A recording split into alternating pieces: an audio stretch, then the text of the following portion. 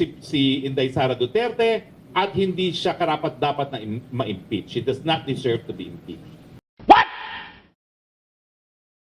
Noong Agosto, matapos namin magpulong kay Presidente, sinabi na ni Presidente, tapos na ang engagement namin sa ICC, hindi tayo makipagtulungan dahil ito ay hindi na tayo miyembro, wala na jurisdiction ng ICC. Damn!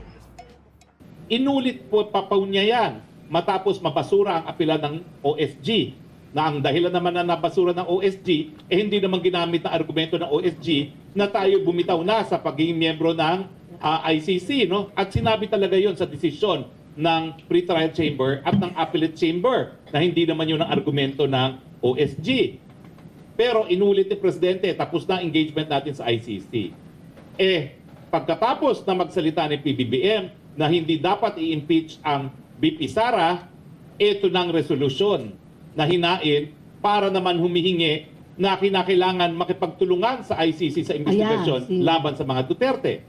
Now, ang balita ko pa, dahil ako naman po galing dyan sa Kongreso, abay sa susunod na linggo, aaproban na raw yan sa plenaryo. Yung kay Abante resolution. Ewan ko nga bakit biglang minadali? Normally, kapag abroad lang naman sandali ang chairman at ang chairman naman ay si Congresswoman Ferrer, na graduate din po ng UP College of Law, dapat inaantay ang chairman. Ngayon, minamadali. Human Rights ba, sir? Yung Committee on Justice, dahil refer sa Committee on Justice. Pero ang vice chairman niya ngayon ay yung author ng resolution at saka yung Acheron.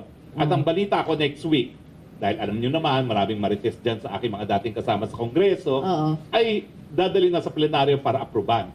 Ito ngayon na maging basehan para magpatuloy itong sinasabi ngayon ni Justice Secretary Remulla na pag-aaralan ngayon ang issue ng pagtulungan sa ICC. Bagamat, ilang beses na rin niya inulit ang sinabi ng Presidenteng hindi na makikipagtulungan sa investigasyon ng ICC. Anong ibig sabihin nito? Well, lumabas na rin ang balita na hindi lang naman si Presidente Duterte ang iimbestigahan, kasama na rin si BP Sara. So parang kung hindi itutuloy ang impeachment para matanggal ang BP Sara, abay susuportahan naman nila ang investigasyon laban sa mga Duterte na posible maging dahilan din para magkaroon ng warrant of arrest laban kay BP Sara.